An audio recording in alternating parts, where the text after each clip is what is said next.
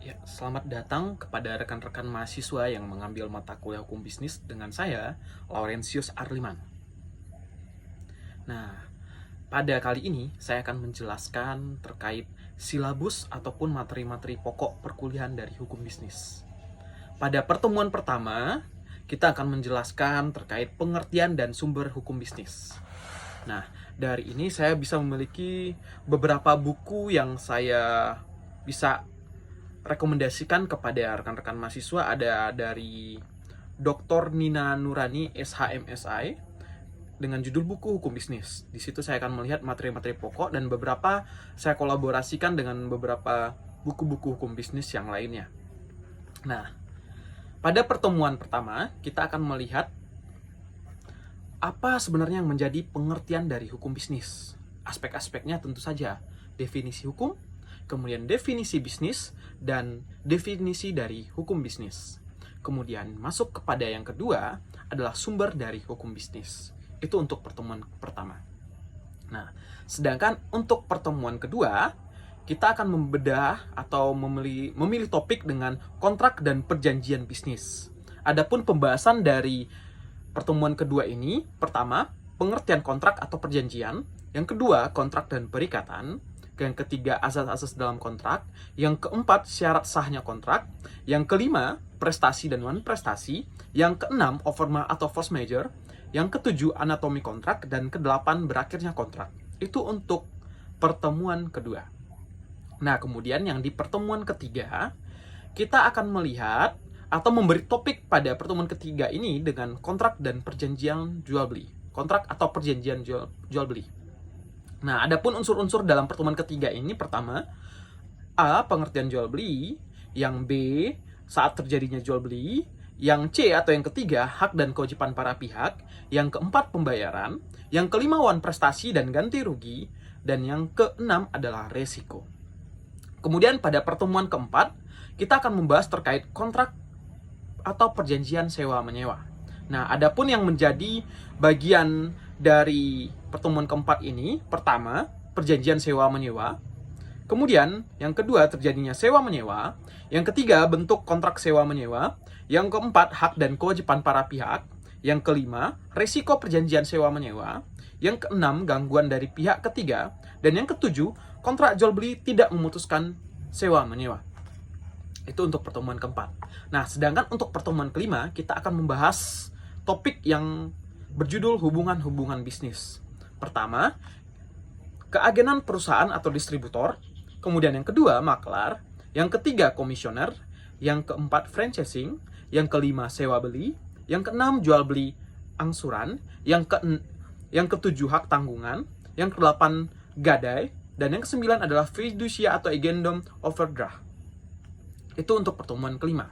Sedangkan untuk pertemuan keenam, kita akan membahas terkait bentuk-bentuk badan usaha bisnis. Itulah judul topiknya.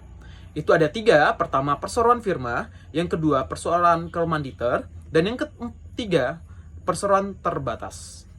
Itu untuk pertemuan yang keenam. Nah, sedangkan pertemuan ketujuh, dengan memilih topik legalitas atau perizinan bisnis. Terdiri dari akta pendirian perusahaan sebagai legalitas bisnis. Yang kedua, nama perusahaan yang terdiri dari fungsi nama perusahaan, pemberian nama perusahaan, hak atas nama perusahaan, pengakuan dan pengesahan. Kemudian selanjutnya, masalah pengaturan perizinan. Yang keempat, surat izin usaha perdagangan. Yang kelima, perizinan lembaga pembiayaan. Yang ketujuh, perizinan bidang industri. Dan yang kedelapan, perizinan menurut undang-undang gangguan. Nah, itu untuk pertemuan ke-7. Sedangkan pertemuan ke-8 adalah pasar modal. Nah, pasar modal ini topiknya memiliki unsur-unsur: satu, pasar modal dan perusahaan terbuka. Dua, proses go public suatu perusahaan. Tiga, para pelaku pasar modal. Empat, penegakan hukum di pasar modal. Nah, yang pada pertemuan ke-9, kita akan masuk pada tema hak atas kekayaan intelektual. Itu kita melihat: satu, pengertian haki. Dua, hak cipta. Yang ketiga, hak milik industri. Nah, hak milik industri ini terbagi atas 4. Hak paten, hak merek, hak rahasia dagang, dan hak desain industri. Itu untuk pertemuan ke-9. Nah, sedangkan untuk pertemuan ke-10, itu kita memilih tema perlindungan konsumen. Nah, terkait perlindungan konsumen ini ada 4 unsur atau ada 4 topik yang kita bahas. Pertama, pencantuman baku dalam perjanjian. Yang kedua, hak dan kewajiban konsumen. Yang ketiga, perbuatan yang dilarang bagi pelaku usaha. Dan yang keempat, penegakan hukum konsumen. Nah, kemudian kita masuk pada pertemuan ke-11, yaitu anti monopoli dan perbuatan atau persaingan curang. Nah, di dalam hal ini kita memiliki beberapa unsur. Pertama, ruang lingkup dari aturan anti monopoli. Yang kedua, perjanjian yang dilarang. Yang ketiga, kegiatan yang dilarang. Yang keempat, posisi dominan yang dilarang. Yang kelima, hal-hal yang dikecualikan. Yang enam, komisi pengawas persaingan usaha. Dan ketujuh, alat bukti pemeriksaan komisi. Dan yang kedelapan, sanksi bagi pelanggaran. Itu untuk pertemuan ke-11.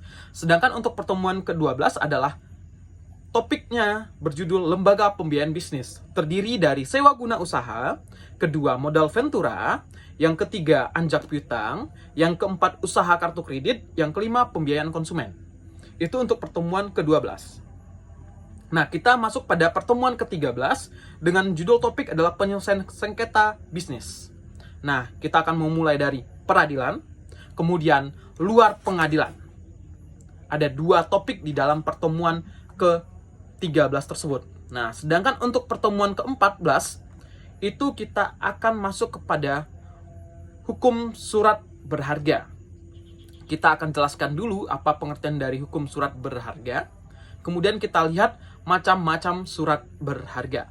Nah, sedangkan untuk pertemuan ke-15 kita akan masuk dengan topik berjudul kontrak asuransi dan pertanggungan. Nah, terkait ini ada beberapa poin. Pertama, tujuan dari asuransi. Kedua, risiko dalam asuransi. Yang ketiga, penggolongan jenis asuransi. Keempat, dasar hukum kontrak.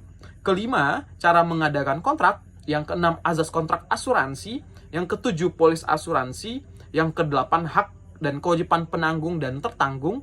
Yang kesembilan, asuransi berganda.